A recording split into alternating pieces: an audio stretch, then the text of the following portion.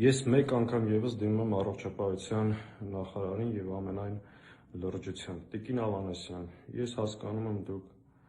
մասնագիտությամբ իրավաբան եք, բայց պետք է նկատեք, որ հիվանդի վիճակը գնալով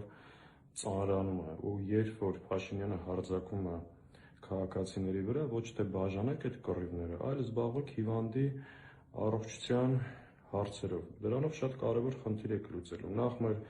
քաղաքացիներին հեռու կպահեք շառից ու փորձանքից, ինչպես նաև հիվանդի վիճակը թույլ չեք տա ավելի բարդանա, որտեղ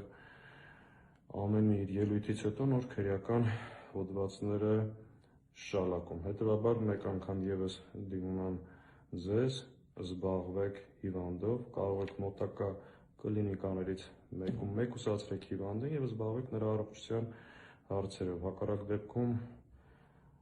դրանով շատ կարևոր գործ կանեք մեր քաղաքացիներին շառից, փորձանքից եւ